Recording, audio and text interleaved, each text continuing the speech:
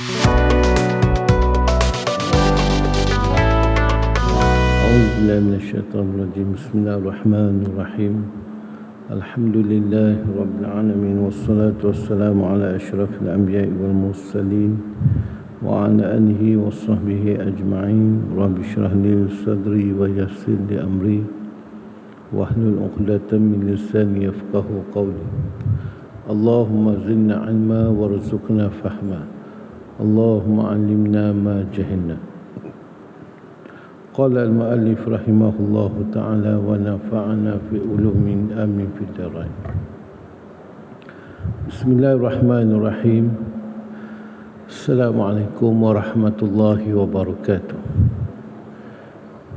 Yang saya muliakan Al-Fadhil Tuan Imam Tuan Bilal, barisan EJK Masjid, tuan-tuan dan puan-puan yang dikasihi Allah Subhanahu wa ta'ala. Pertama, kita syukur kehadrat Allah Subhanahu wa ta'ala kerana dikekalkan nikmat iman dan Islam pada diri kita, dan Allah Subhanahu wa ta'ala mengizinkan kita dan memilih kita untuk hadir menunaikan solat maghrib secara berjemaah. Dan di kesempatan ini, marilah kita sama-sama berniat iktikaf. Moga-moga pahala belajar pun kita dapat dan juga pahala iktikaf. InsyaAllah hadirin yang dikasihi Allah Subhanahu wa ta'ala, kita sambung kitab Durrus Samin pada menyatakan sifat yang wajib bagi zat Allah Subhanahu wa ta'ala dan yang mustahil untuk mukallaf mengetahui. Bismillahirrahmanirrahim. Qala al-muallif rahimahullahu ta'ala. Masih lagi berkenaan dengan mukhalafatuhu ta'ala lil hawadith. Masih lagi kita membicarakan sifat Allah Ta'ala bersalahan dengan segala makhluk. Maka di akhir zaman akan timbulnya dua fitnah. Yang pertamanya fitnah Dajjal yang kita telah sebutkan pada bulan yang lepas. Dan pada hari ini kita nak membicarakan fitnah yang kedua. Qala al-muallif rahimahullahu ta'ala. Dan ada pun yang kedua fitnahnya yang terlebih besar, iaitu fitnah di akhirat. Fitnah Dajjal tu besar dah, ya, tapi ini lagi besar, iaitu fitnah di akhirat nanti. Maka iaitu Allah Ta'ala himpunkan segala manusia pada hari kiamat. Maka berfirman, ya Allah, barang siapa ada ia menyembah akan sesuatu, maka diikutnya akan dia. Di akhirat nanti kita akan ikut orang yang kita sembah. Kalau kita sembah Allah Ta'ala, maka kita ikutlah, ya, dapat melihat zat Allah Ta'ala. Begitu juga di akhirat nanti kita akan menuntut pahala kepada sesiapa yang kita niatkan. Kalau kita beramal semata-mata kerana Allah Ta'ala, maka kita akan tuntut pahala amalan kita, ya, di hadapan Allah Subhanahu wa ta'ala. Kalau kita melakukan amal, melakukan ibadah, melakukan solat kerana bapa mentua, maka pergilah cari bapa mentua di akhirat nanti. Kalau kita bersedekah, kita buat baik, ya, kerana mak mentua, kita kena carilah mak mentua di akhirat nanti, tuntut pahala dia. Bagi tahu pada mak mentua, kan, mak, ya, saya semayang subuh awal, ya, hari sekian-sekian ni, maka pada hari ni saya nak minta pahala. Allah Ta'ala sebab kita semayang, ya, kita datang masjid kerana mak mentua datang rumah. Itu yang dia datang ke masjid. Kalau tidak, bukan semayang kat masjid, semayang kat musalik je, kan, semayang dalam bilik je. Ni sebab mak mentua datang daripada kampung, dia pun nak semayang masjid. Pagat tak buka pintu, dia dah ada depan pagar punya awal ni. Orang tak pernah datang masjid dia katakan kan. Jadi kita pergi cari. Allah Ta'ala suruh tuntut, kamu sembahyang subuh sekian-sekian hari kerana mak mentua kamu, maka kamu cari, kamu pergi minta pahala. Pergi kita minta pahala. Mak mentua kita kata mana ada leman, oi. Dah habis dah, orang ambil dah. Yang adanya dosa je. Tinggal dosa je mak mentua pun.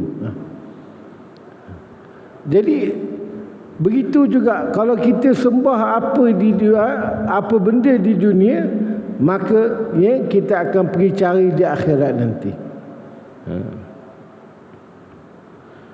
Siapa ada ia menyembah akan suatu, maka diikutnya akan dia.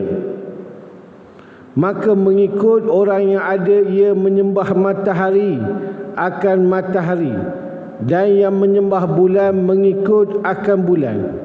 Di akhirat nanti matahari dengan bulan masuk neraka. Kita heran macam mana matahari bulan masuk neraka.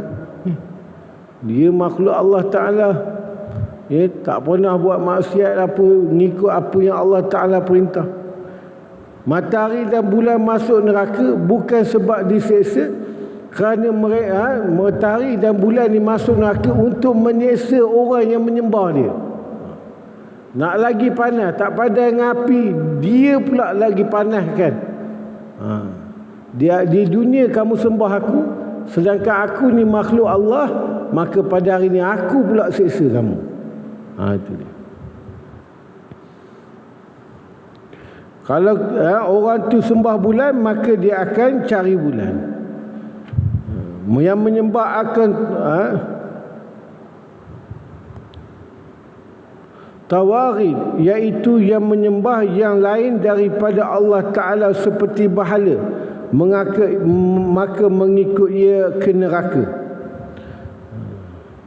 Itu sebab ya ayuhal apa ni? Ya ayyuhaqu anfusakum ya ayyuhallazina, apa ayat Quran surah At-Tahrim tu, ya ayyuhallazina amanu qu anfusakum wa ahlikum nara waquduha an-nas wal hijarah alaikum alaiha malaikatun ghilazun shidad la ya'suna Allah ma amarahum wa yaf'alu wa ma yu'marun. Gitu maksud.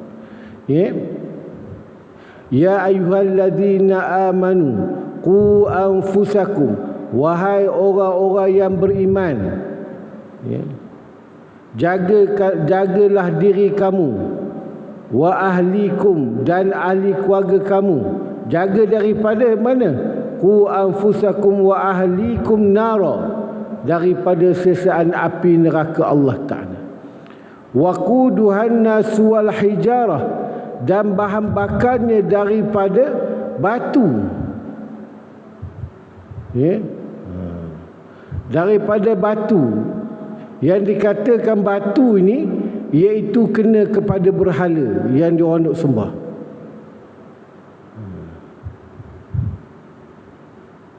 Alaiha malaikatun ghilazun shidad, dan dalam neraka tu ada malaikat yang menyeksa. La ya'sunallaha ma amarahum, dia tidak menderhaka dengan apa yang Allah Ta'ala suruh. La ya'sunallaha ma amarahum wa hum la ya'sunallaha ma amarahum, dan tidak menderhaka mereka itu akan Allah Ta'ala, wa yaf'alu, dan memperbuat mereka itu apa yang diperintahkan oleh Allah Ta'ala.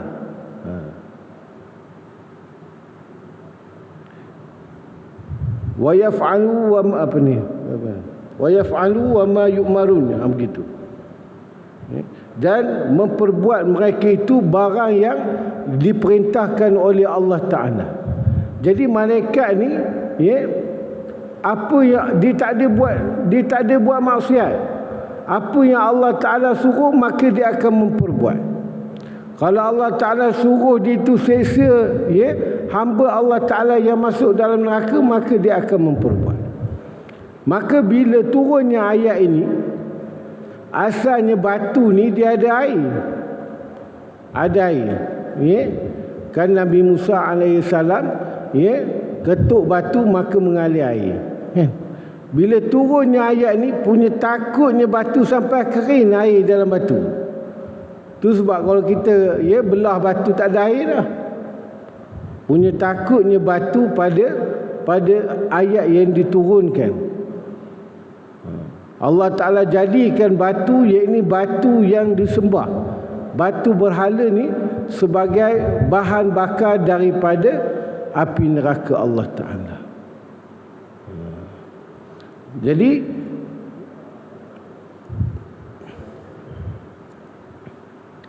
yang selain daripada Allah Ta'ala, maka masuk mereka itu ke dalam neraka. Tiada dirupakan bagi orang yang menyembah Isa, syaitan Isa, yang dirupakan bagi menyembah Uzair syaitan, Uzair, dan tinggal lagi umat itu ini yang syaitan rupakan dengan Nabi Isa alaihissalam, dan syaitan rupakan dengan orang yang soleh yang bernama Uzair ni. Maka dikatakan bagi mereka, apa yang kamu nanti telah berjalan segala manusia. Maka berkata mereka itu yang menyembah syaitan yang berupa Nabi Isa alaihissalam dan syaitan yang berupa Uzair ni, bahawa adalah bagi kami Tuhan.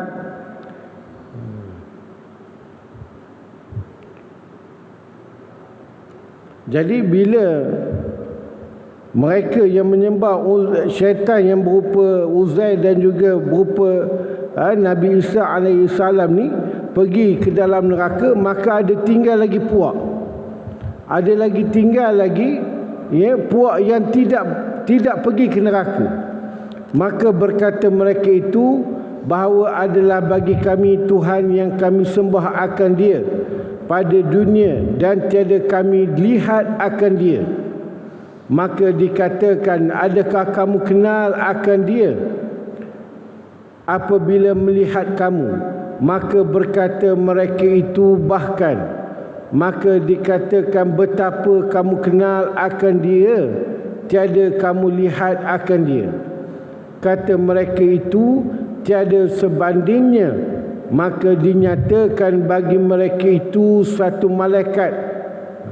Jadi bila orang yang sembah berhala, orang yang sembah matahari, orang yang sembah bulan ni, dan juga orang yang sembah syaitan yang berupa Nabi Isa, iaitu orang Yahudi dan juga orang yang Nasrani ni, yang sembah syaitan yang berupa Uzair ni, semua dah pergi ke neraka. Maka tinggal lagi satu kelompok. Maka bila ditanya oleh malaikat, kenapa kamu tak ikut mereka pergi ke neraka? Maka satu kelompok ni kata, sungguhnya kami menyembah Tuhan yang bernama Allah.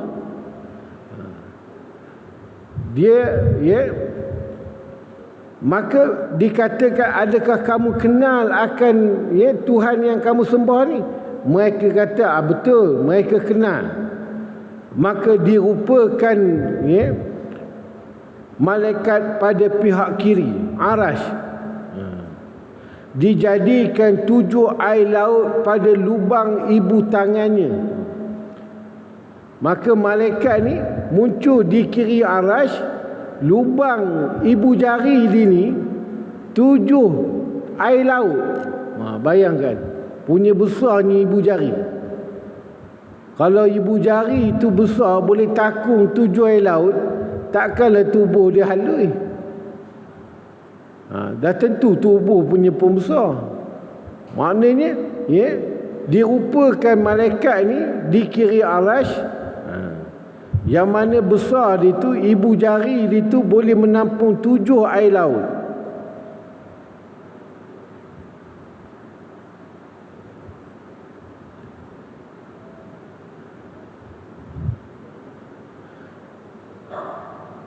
Maka berkata ia malaikat, aku Tuhan kamu. Maka berkata mereka itu, berlindung aku dengan Allah daripadamu. Malaikat yang dirupakan di kiri arasy ini, dia nak uji mereka yang tinggal ni, betul tak mereka ni kenal akan Allah Ta'ala. Maka dia kata, akulah Tuhan kamu. Jadi bila satu puak ni tengok, maka dia kata, aku berlindung daripada Allah. Aku berlindung aku dengan Allah daripadamu.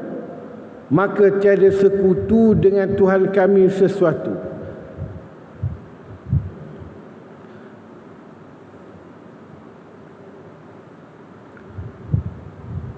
Maka hampirlah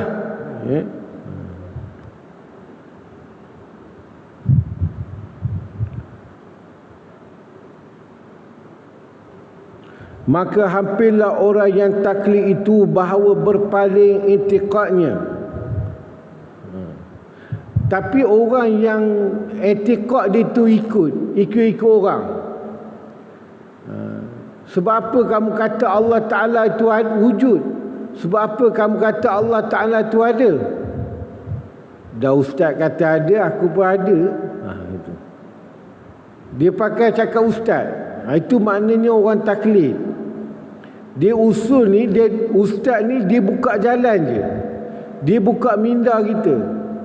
Adapun untuk mengiktikadkan Allah Ta'ala itu wujud, maka kita kena ada stand sendiri. Kita kena ada pegangan sendiri. Dia tak boleh ngikut ustaz, ngikut ustazah, tak boleh. Ini i'tikad, pegangan.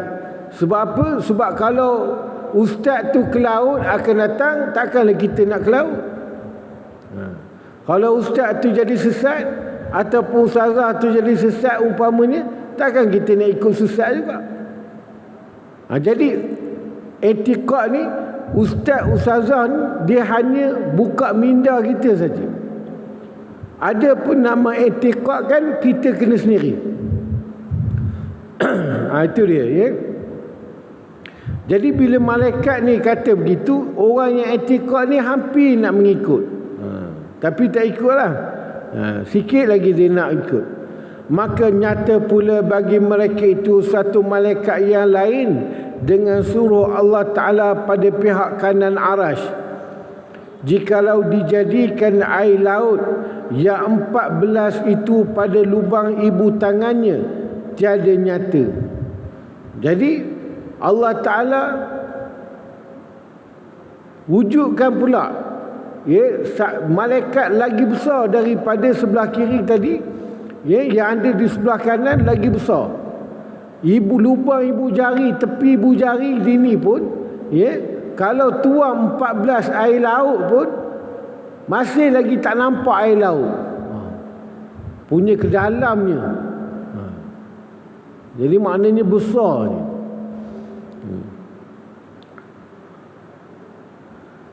Di sebelah kanan arasy. Maka berkata malaikat yang sebelah kanan tadi, akulah Tuhan kamu. Maka berkata mereka itu, berlindung kami dengan Allah daripada kamu. Jadi orang yang betul i'tikad dia akan berlindung daripada Allah. Dia kenal siapa Allah Ta'ala. Sebab itu kata dalil mukhalafatuhu ta'ala lil hawadis. Selagi mana kita boleh nampak, selagi mana kita boleh terfikir, selagi mana kita terlintas di hati kita, maka wallahu bi khilafi zalika, Allah Ta'ala tak sama dengan benda tersebut. Selagi mana kita boleh nampak, selagi mana boleh kita terfikir, selagi mana boleh terlintas dalam hati kita, itu semuanya makhluk. Itu kata mukhalafatuhu ta'ala lil hawadis. Allah Ta'ala tak sama dengan makhluk. Selagi mana kita boleh nampak, maka itu semuanya makhluk. Itu i'tikad tu. Itu sebab Sayyidina Umar kata, kamu lemah daripada kamu mendapat di mana Allah Ta'ala, maka itulah orang yang dapat. Itulah orang yang kenal. Selagi mana kamu tak tahu di mana Allah Ta'ala, maka kamu kenal lah. Maka kamu kenal lah bahawasanya Allah Ta'ala tidak bertempat. Kalau kita etika, Allah Ta'ala tempat dia ada ke atas tu, ke atas aras tu, maka orang ni tak kenal lagi. Orang ni masih lagi tak kenal. Kalau kita kata Allah Ta'ala bukan di atas, bukan di bawah, bukan di sebab bawah, kiri, atas tu itu sifat makhluk. Itu sifat kita. Tuan-tuan duduk atas kapet. Dan sifat makhluk ni tak boleh terfikir oleh akal ni, dia tidak bertempat.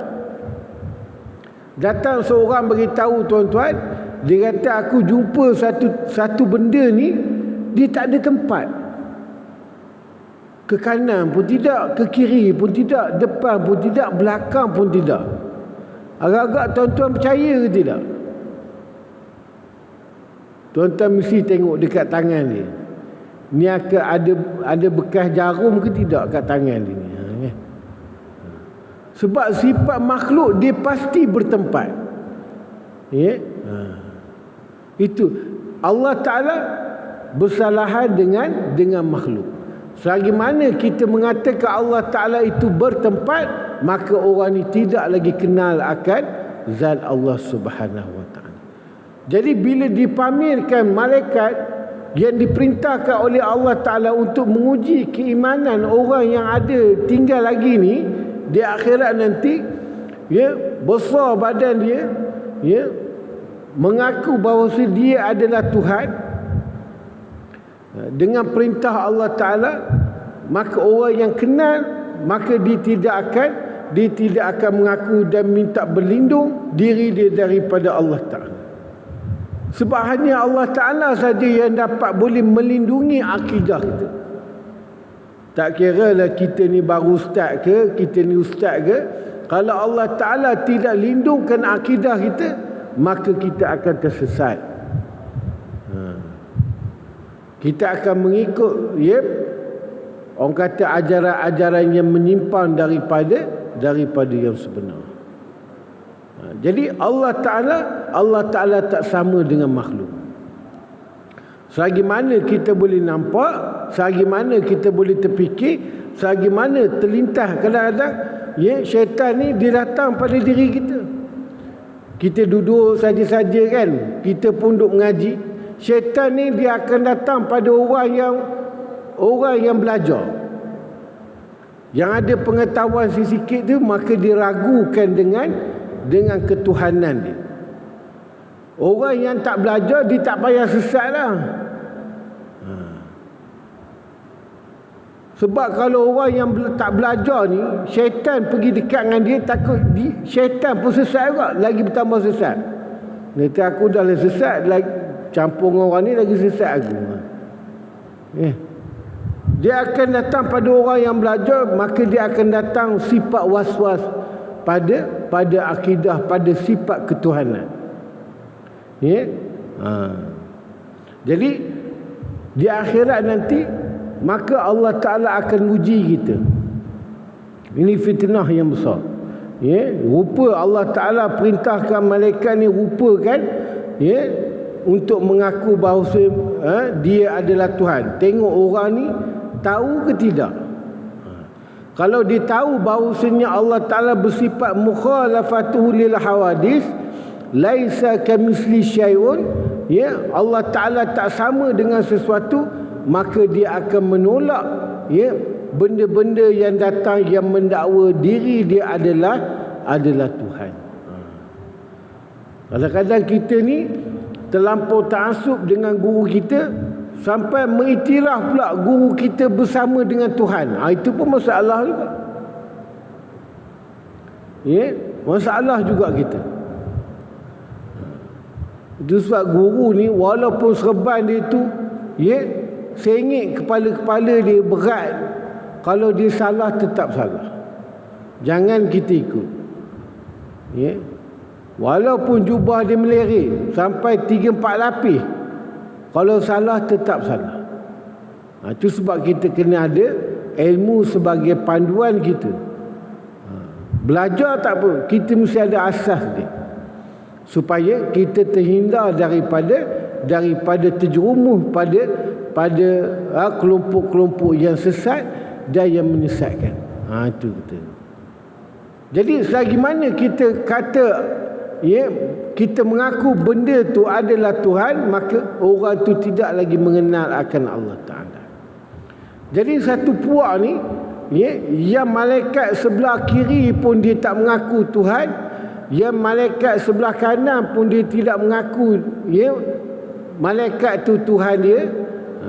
Kemudian maka tajalli Tuhan, maka Allah Ta'ala bukakan hijab dia, maka nampaklah satu kelompok ni akan zat Allah Ta'ala. Kita sebab apa orang kata kita tak nampak kebesaran Allah Ta'ala? Sebab banyak sangat dinding kita ni. Kita kalau ada dinding kan tak nampak belakang tu kan. Tapi cuba angkat dinding tu, nampak.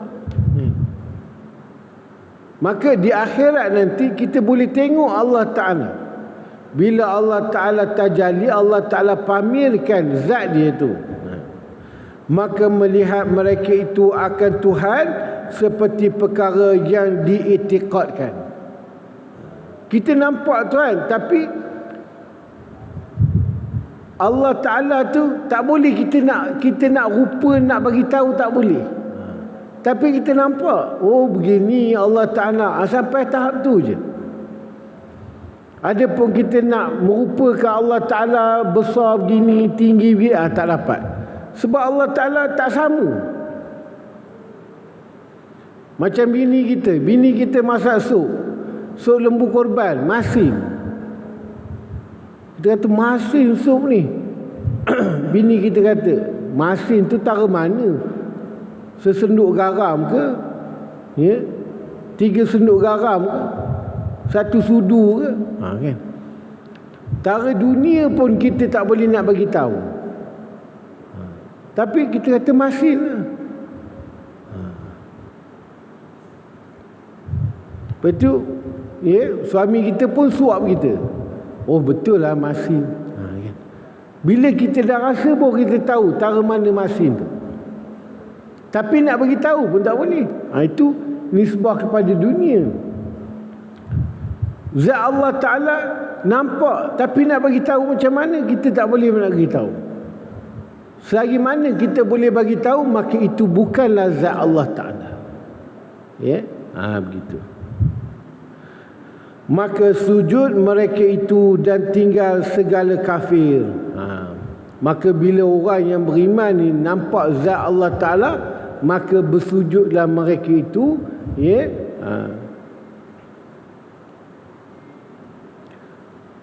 Adalah belakang mereka itu seperti papan yang satu. Dia sujud tu betul seumpama papan yang satu. Tiap-tiap berkehendak sujud mereka itu gugur atas belakang mereka itu. Maka firman Allah Ta'ala, hei hamba-Ku, akulah Tuhan kamu, angkat oleh kamu kepala kamu. Maka sungguhnya telah kami ganti tiap-tiap seorang lelaki daripada kamu itu, daripada Yahud dan Nasrani dan Nasara, masuk ke dalam neraka. Allah Ta'ala dah ganti dah. Allah Ta'ala selamatkan kita. Allah Ta'ala humbankan orang kafir, menggantikan kita ni ke dalam neraka.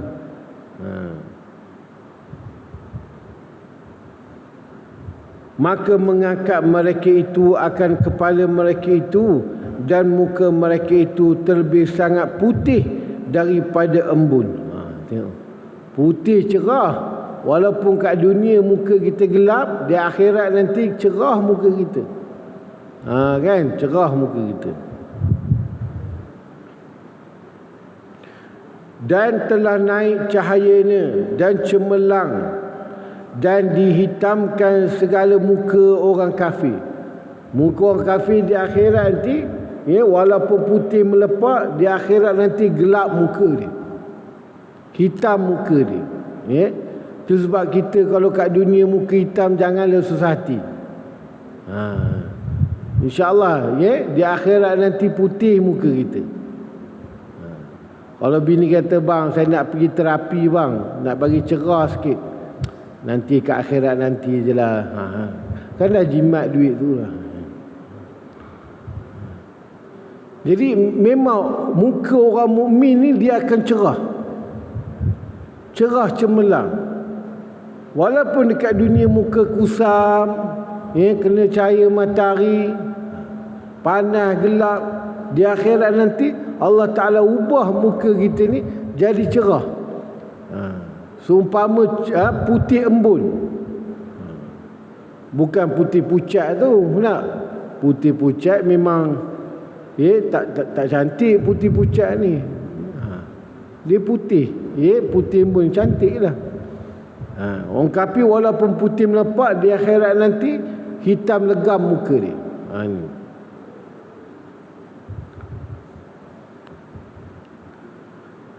Dan berkata orang yang mukmin, engkaulah Tuhan kami. Maka sahut ia,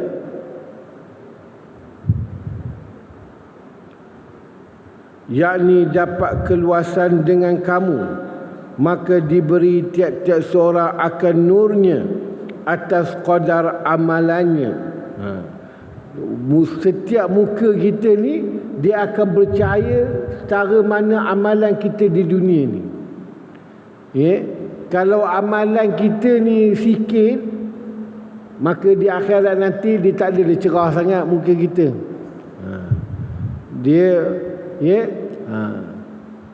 Kalau amalan kita ni sekejap banyak, sekejap kurang, dia macam lampu, kejap terang, kejap malap, begitulah.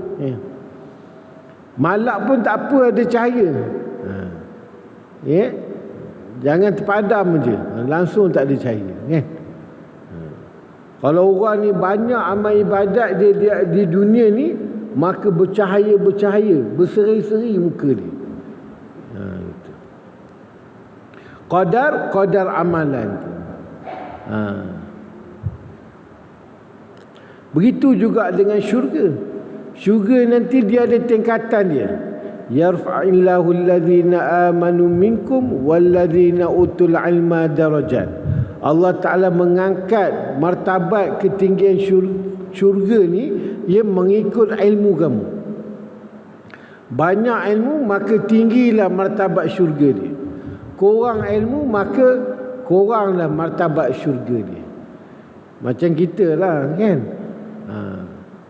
Lagi tinggi dia belajar, lagi tinggilah pangkat dia. Kalau kurang belajar, kuranglah pangkat dia. Begitulah. Sebab bila banyak ilmu, banyak amal ibadat yang dapat diperbetulkan. Sebab dia ada ilmu. Jadi nur muka kita ni bercahaya mengikut qadar amalan kita, dan qadar mengikut suruhannya, dan dipukul, yakni dibentangkan bagi mereka itu siratal mustaqim, di atas jahannam. Maka adalah Nabi Mustafa dan segala umatnya pertama-tama orang yang lalu di atasnya.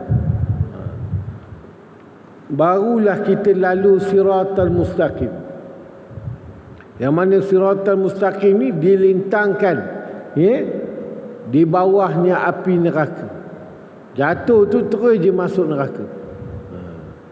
Orang yang pertama iaitu Nabi Muhammad sallallahu alaihi wasallam dan juga umat Nabi sallallahu alaihi wasallam yang melalui siratal mustaqim. Lepas tu barulah umat-umat yang seterusnya bersama dengan Nabi mereka itu. Walaupun kita ni akhir zaman, tapi kitalah umat yang pertama masuk dalam syurga dan melalui siratal mustaqim. Itu makna, itu dalil mukhalafatuhu ta'ala lil hawadis. Dalil ini iaitu dalil nak menyelamatkan kita daripada syirik. Daripada kita mensyirikkan Allah Ta'ala dengan sesuatu. Selagi mana kita nampak itu bukan Allah Ta'ala. Kita mungkin jarang nampak benda-benda yang pelik. Tapi kadang-kadang benda yang nyata tu, dia mendakwa diri itu adalah Tuhan. Yang itu yang kita nak, itu yang kita nak tolak tu. Kalau benda yang jarang-jarang, benda yang halus-halus ni, tak jarang kita nampak benda tu mengaku diri itu Tuhan. Contoh benda yang nyata apa? Iaitu guru kita. Dia akan pakai ayat Al-Quran. Dia kata kamu tak tahu ayat Al-Quran, la tataharraku bi dzaratin illa bi iznillah. Tidak bergerak suatu zarah, suatu benda pun melainkan dengan kudrat dan iradah Allah Ta'ala, iaitu dengan izin Allah. Dan Allah Ta'ala yang berkuasa menggerakkan sesuatu. Betul tak? Kita kata, ya tak ya juga. Dah tu kalau aku angkat tangan ni, maknanya kuasa Allah Ta'ala, kudrat Allah Ta'ala. Itu dengan kudrat Allah Ta'ala aku boleh angkat tangan. Kita kata betul lah. Macam kederat kita dengan badan kita, dia bercerai ke, asing-asing ke, dia sekali. Mamat pergi mana Mak? Tak kerja. Tak apa, aku dah hantar kederat aku pergilah. Ada gitu? Tak ada. Bila kederat kita pergi, dengan kita sekali pergi. Jadi kalau kudrat Allah Ta'ala, zat Allah Ta'ala pun sekali lah, dia pusing kat situ. Mula dia bagi kita ni terima logik tu. Lepas tu dia masukkan, nak menyatakan bahawasanya diri dia dengan zat Allah Ta'ala itu bersatu. Bila bersatu, pening. Itu yang jadi kita ni menyamakan Allah guru kita sama dengan Allah Ta'ala. Sebelum dia mengaku Allah Ta'ala bersama dengan dia, dia bagi dulu sebab-sebab tu. Jadi bagi kita yang dahagakan ilmu, kadang-kadang kita ni, jiwa kita ni kosong tuan-tuan. Pangkat dah tinggi dah, gaji dah besar, rumah dah besar, kereta dah besar. Jadi semua kita dah dapat, tapi hati ni rasa tak tenang. Nak pergi mengaji tiap-tiap malam, rasa macam lambat je dengan Allah Ta'ala. Dia nak cepat. Orang sekarang kan nak cepat. Kalau mengaji pun nak cepat juga. Nak 3 jam boleh membaca Al-Quran. Ustaz tu memanglah boleh baca. Yang kita ni,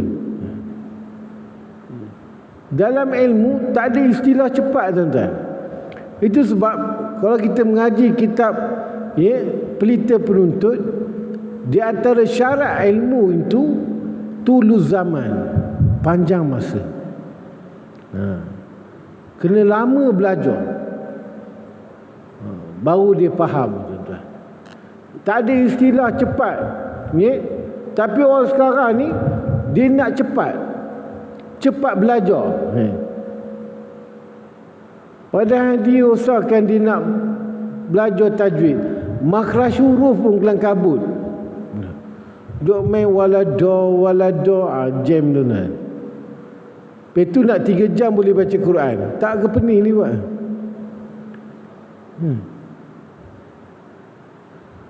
Kalau walada tu dah tidur dah. Tidur dia buat ni kalau walada. Tu sebab tak ada istilah belajar cepat ni, tak ada istilah tuan-tuan. Tak kena dengan prinsip belajar ilmu. Syarat belajar ilmu kena tulu zaman, kena panjang masa. Qalilan fasara jabalan. Sikit-sikit, lama-lama kita bertambah ilmu. Ya. Kalau kita naik cepat, maka kita jatuh pun cepat. Ya. Tu sebab kita belajar ni, dia ada kitab dia. Dia ada step dia untuk kita belajar. Kita nak belajar ilmu tasawuf umpamanya, jangan main sahuk je. Ini orang tasawuf, kita pun sahuk, kan? Orang belajar kita hikam, kita terekam terus. Tak belajar, patutnya dia pergi penawar bagi hati dulu, Hidayatus Salikin dulu, dia naik Minhajul Abidin, lepas tu baru hikam, baru dia punya pergi tu cantik perjalanan, baru kita terbuka, baru bertambah ilmu, baru dia boleh menggapai mutiara-mutiara yang di dalam hikam tu. Ya. Baik, qala al-muallif rahimahullahu taala. Ini penting tuan-tuan. Ya, sifat ni mukhalafatuhu taala lil hawadis, ya, daripada segi manusia yang berupa syaitan pun dia akan menyesatkan kita, dan syaitan itu sendiri akan mendatangkan kekhawatiran, ya, i'tiqad dalam diri kita. Itu dua makhluk Allah Taala ni kita kena beringat. Manusia yang perangai ni macam syaitan, dan ya, syaitan yang perangai ni memang syaitan. Itu. Ya. Dia akan mewas-waskan kita sampai kita ni, ya, dah nazak pun syaitan datang. Nyawa dekat halkum, syaitan datang tuan-tuan. Tak pernah dia putus asa. Kita kalau ngajak orang 3 kali, kita dah malas lah. Tapi syaitan dia punya tahap tabligh dia tu, hebat tuan-tuan. Kalau kita sampai kawan tu nazak, dia dua hasut lagi syaitan ni, supaya mensyirikkan akan Allah Ta'ala. Itu je. Orang-orang yang nazak ni, syaitan tak suruh dia semayang tuan-tuan. Sebab dia nak bangun pun tak, dia nak semayang macam mana? Syaitan tak suruh dia bersedekah, syaitan tak suruh dia berzikir.